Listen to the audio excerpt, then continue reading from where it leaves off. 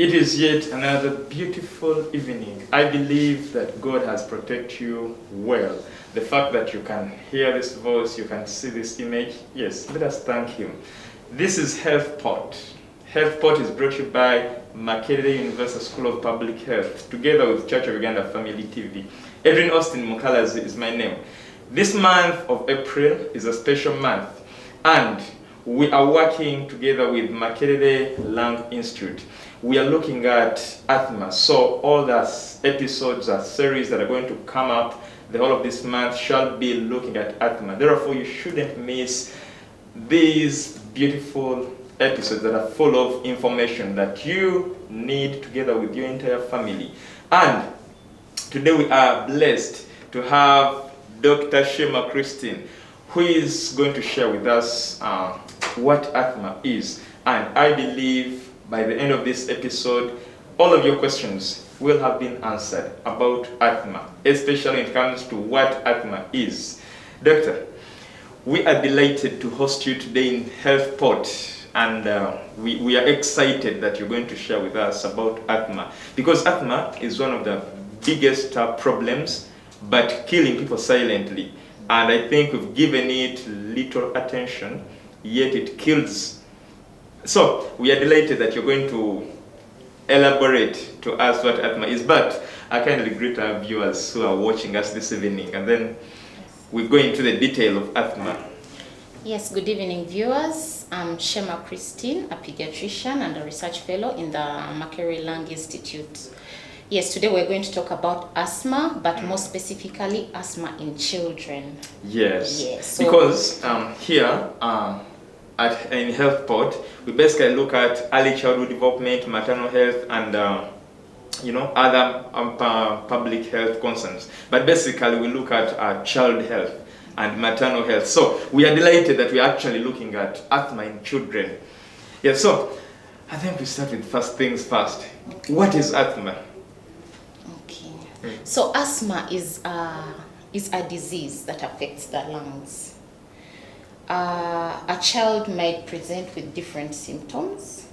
Some of them will come in with cough. For older children, they might go ahead and tell you they feel that the chest is congested, or that they are breathing against a force. Yes.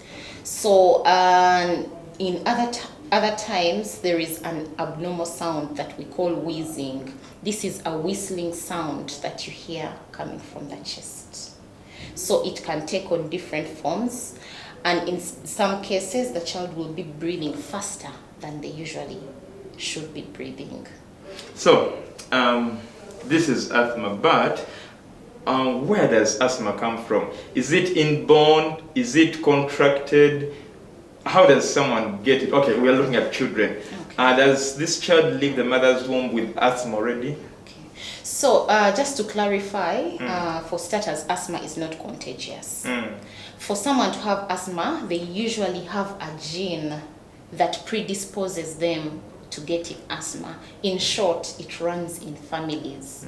So if you have this gene and you get into contact with the triggers, then you will exhibit the symptoms. Okay. Yes. So I shouldn't be afraid when I'm getting closer to someone who has asthma. No, you shouldn't. Okay. So doctor, we also want to look at now you've talked about the definition and you've highlighted a few symptoms in the definition, but we want to look at the detail of the symptoms and signs of asthma.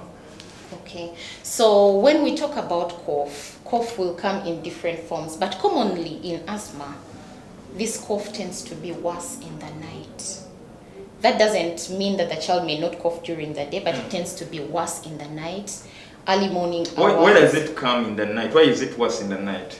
It is worse in the night. So we hypothesize that during the day, the child is in contact with these different triggers. So as they are going to sleep, that's when the reaction comes on. Okay. Yes. And then early morning? Early morning, same thing, early morning. So throughout the night and early morning. So I want us to draw a difference between the normal cough and the cough that shows up as a sign of asthma. Okay. So cough alone on its own might not tell us that there is asthma. So for you, in order to make a diagnosis of asthma, when a child comes in to see me and they tell me they have a cough, I need to ask other questions that will guide me. Yes, they'll have a cough. So a child with asthma will have a cough. A child without asthma will have a cough. Yeah. But I'll go ahead to ask. Because of recent, when does it? Okay. Recent, the influenza has been so common in children, yes. And I believe it is still. The Ministry of Health, together with the Ministry of Education, came up and said we're having an influenza outbreak. Yes. So they may show up with this cough, and then a parent may start panicking, thinking their child is asthmatic. Yes, sure. So the child will come with cough. So let me give a scenario. I have two different children. One has come with cough, and it has taken 2 days, and another one also has cough. But it is the story that the child gives me or the parent gives me that will guide me and let me know that probably this is asthma. When we look at the symptoms that we have talked about, then I will also ask about the history in the family, and of course this will be followed by examining the child. Okay. Yes. So it is a story. Yes. It's not just cough and then you conclude. Yes. What are the other signs that we can look at? So as I had said earlier, wheezing. Yeah. That is the whistling sound that comes in from the chest. So this wheezing comes on when the airway has narrowed. I don't know whether, so maybe I can show you the model. Yes, so now we have, these are the 3 models we have. Now this is a normal lung. This is the airway, the normal lung. Now when a child gets an asthma attack, the muscles surrounding the airway narrow. They constrict, as you can see here. They constrict. In addition to constricting, a lot of mucus is produced, and the wall surrounding the airway also thickens. So instead of air moving in and out as it should, it now moves with turbulence. And it is that turbulence that creates this musical sound that we call wheezing. Okay. Yes. So now, because asthma is an ongoing process, once the medicine is given and it has been resolved, still there's ongoing process. That's why when a child even goes home, we give them more medicine. So if that medicine is not given, the medicine they're supposed to take at home, this is how it will look. There will not be any constriction, but the airway will still be narrow and is thickened. So when they take this medicine continually, that's when we go back to this, the normal lung. Okay. Yes. So besides wheezing and coughing, yes, the other signs, because we want to exhaust some of these signs, because these are now markers, that send signals that there might be a problem. Okay, so the mother might notice that the child is breathing faster than they usually should, breathing very fast. Yes, we have different rates of breathing for different age groups that are normal. The mother may not know that, but just by looking at the child, they will know that this child is breathing fast. And then for older children, they might tell you that they are feeling chest pain. Or the child might come to you and say, Daddy, I feel like when I'm breathing against a force, I feel like there's congested and the chest is congested and air is unable to move in and out of my chest freely. Yes. Oh, so I'm going to take you back to the breath you talked about. Yes. Not breathing with difficulty, but breathing faster than normal. So what is the impulse level? Impulse rate of this breath, because I realize this child might be running and then their breath increases a little, and then maybe they've been playing and it increases. Yes. So how can I differentiate between this and that one of a person who has asthma? Okay, so that comes on with examining the child. When a mother comes and walks in your office and she's been carrying the child hasn't been running. They are at rest. And then you as the doctor will observe that the child is breathing quite fast. Yes, this is as opposed to, again, it is a story. If the mother has told you the child has been running, you give them time to rest. Yes, so if at rest they are breathing faster than they should, then yes. So you told us earlier that asthma is genetic. So it is not contagious, it is just genetic. But what brings in this gene now into a person who now transfers it to the victim? I don't understand. Or like maybe we would call this the causes, that now the cause of the big cause of this asthmatic problem. So the gene, you're born with the gene. Because it runs in families, you are born with it. So you will find maybe one of the fathers probably had asthma, or one of the grandparents, or an uncle. So it runs in families. However, it is not a must that there has to be someone with asthma in the family. Because for diseases like sickle cells, yes, we have carriers. So do asthma also has that there is a carrier, and then there is this other one who now shows up with the sickness? No, there's nothing like a carrier and one who shows up with a sickness. You have the gene. However, for you to bring out the symptoms, there has to be a trigger. So I might have the gene, but if I am in an environment that doesn't have triggers, I may never exhibit the symptoms. I have the gene, yes, but my symptoms are silent. I don't have symptoms. Not that the symptoms, they don't show up completely. Yes, I have no symptoms because I haven't come in contact with a trigger. Let me give you an example. You will have two people with a gene that predisposes them to asthma.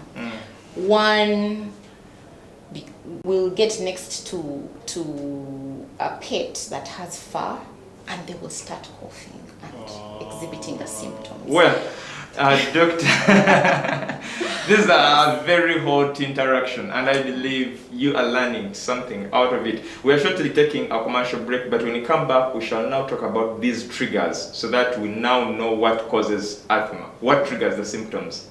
Men, who are you? What do you seek to achieve in your personal life? By the way, when did you become a man? And if we talked with your wife, what would she say about you? And when your children look at you, what do they see? Do you know what makes you tick? What makes you unique? What makes you basically you? Are you living a life of impact? Are you living a life of influence? Are you living a life of significance? Introducing to you the Inspired Family Leader, an interactive, provocative, and inspiring show that is going to challenge, that is going to equip, that is going to encourage men to strengthen their family leadership for national transformation. The Inspired Family Leader with Samuel A. Bakutana, every Saturday, 7:30 to 8:30 p.m. East African Time, here on Church of Uganda Family TV. Live, love, and lead. Hour of prayer. Let me carry the presence that can chase away demons. Let me carry the presence that can deal with the enemy. Father, we are praying, Jehovah, that indeed your grace will be sufficient for us within this season. Teach them, Lord, what it means to draw near to you, not to ask for things, not to present a shopping list, but simply to worship you. We trust in you, Spirit of the living God. We have confidence in you that whatever we ask in your name, it shall be done. In Jesus' name. Every spirit of shedding blood, every spirit of child sacrifice, every spirit of abortion, killing innocent children, I pull you down.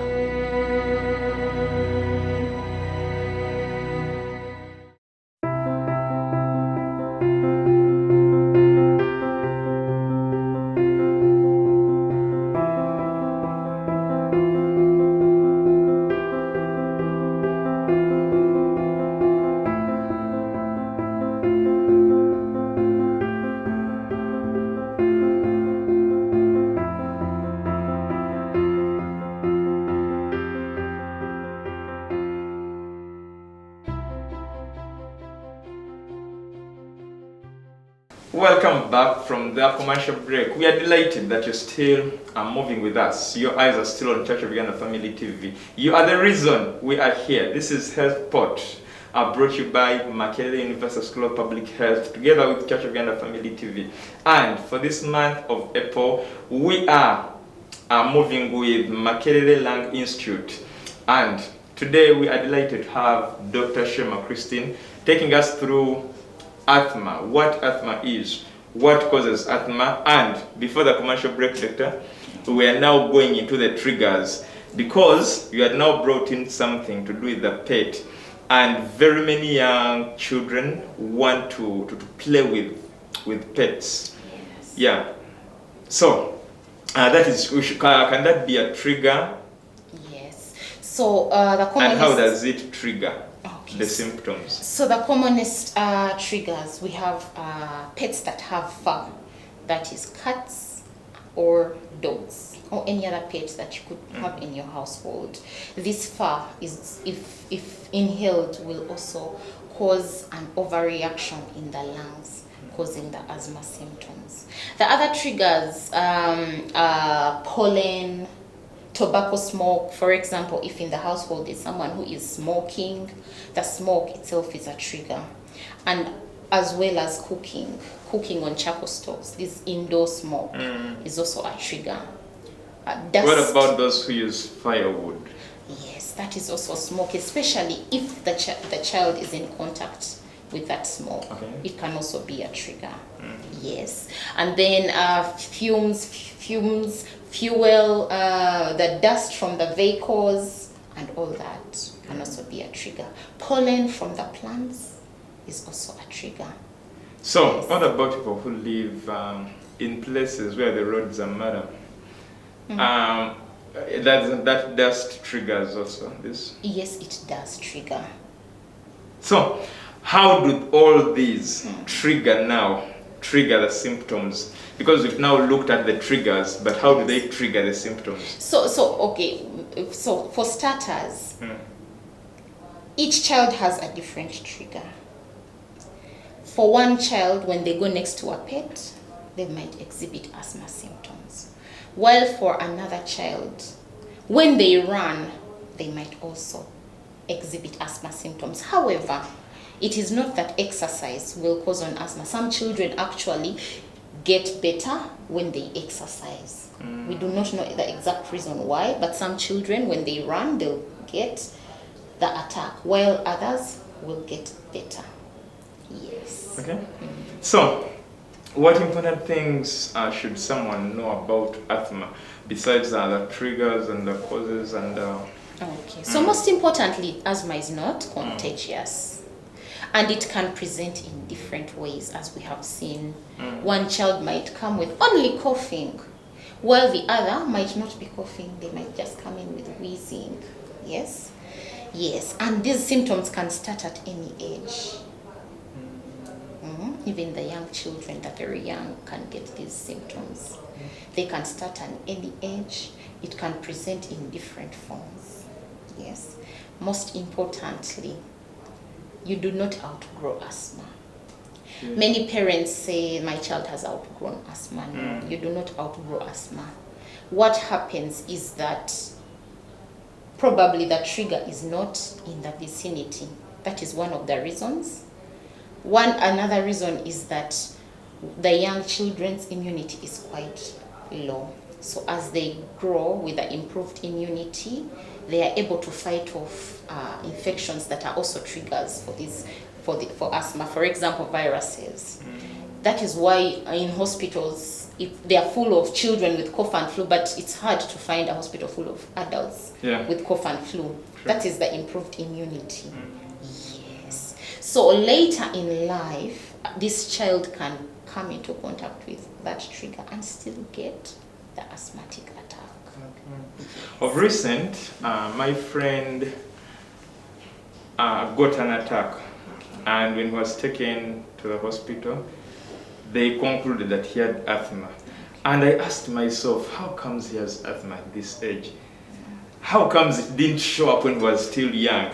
Why is it showing up now? But you've answered my question. Yes. And I believe you've answered questions of very many parents out there. Because they have raised a child from childhood up to 18 years. Now this child, this person now shows up. And then the symptoms show up, and then the parent starts questioning the diagnosis. Well, doctor, what happens to the lungs of someone who is asthmatic? So, what happens to the lungs, as I had demonstrated earlier? This is a normal lung that is hollow. The airway is not as thick. So, when we're using that normal lung, Yes. so the trigger has come in. Where exactly does it position itself? So it positions itself on the cells inside the airway. Okay. Yes, and then it creates an exaggerated reaction. This exaggerated reaction is going to cause the muscles around to tighten and mucus to be produced and the airway to thicken. The muscles inside the airway, they will thicken. So that exaggerated reaction is the one that causes, that's why the child will say they feel like the chest is congested. When the lungs are normal, Yes. do we expect that mucus there, or it only comes when now the contraction has taken place? So a normal lung has mucus, but it's not as much as this because the mucus is there to trap any foreign bodies, yes, but in an exaggerated reaction, remember it is an exaggerated reaction, so the mucus is much more than it should be in the airway. Okay. Yes. So, when people have asthma, they're given inhalers and what. And you told us that when this child comes and they give them medicine, it tries to arrest the challenge. Yes. And after some time, the lungs can get back to normal. How long does this take? And how soon should someone expect the normalization of the lungs? Now we're going to have another episode on treatment, and we shall discuss that in detail about the treatment. Oh. Yes. So there is treatment for the acute phase, and then there is the chronic management. Yes. So, okay, just to help a parent out there who is watching, when this is now normal. Yes. Here, you've now shown signs. You And are here, in an attack. yes, here you have an attack. Yes. What happens if you take an inhaler? Does it take it to this or take it to this? So when you take an inhaler, it takes it to this. Oh. And then when you go home, the other medicine we add you, we'll take it to this.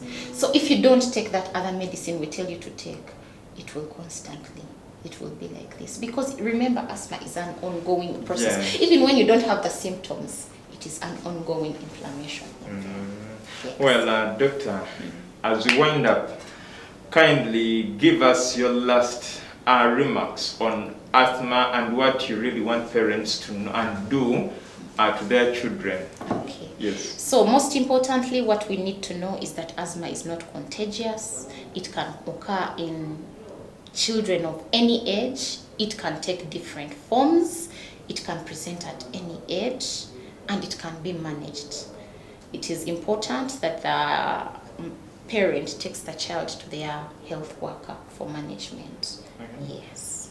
No self-medication. No self-medication. Well, thank you so much, Dr. Shema. We are delighted that you've elaborated what asthma is, and I believe you, a parent out there, can now draw a difference between the symptoms the doctor has talked about and what your child has. But don't conclude that your child has asthma until you've taken them to a medical personnel. They're the ones to confirm that the child has asthma or doesn't, and then they'll guide you accordingly. This is Health Port, brought to you by Makerere University School of Public Health, together with Church of Uganda Family TV. And for this month of April, we are looking at asthma as a disease or a condition, but we are working with Makerere Lung Institute, and we shall have more episodes on asthma. All you have to do is to tune in every single Friday at exactly 7 p.m. And this program is repeated on Wednesday at exactly 10:30 a.m. Therefore, catch us. I've worked with Jonah Jao, the producer. And in transmission, there is Bantam. And of course, a very big team that puts things together to see that you have this beautiful image. God bless you. Till we meet again next time.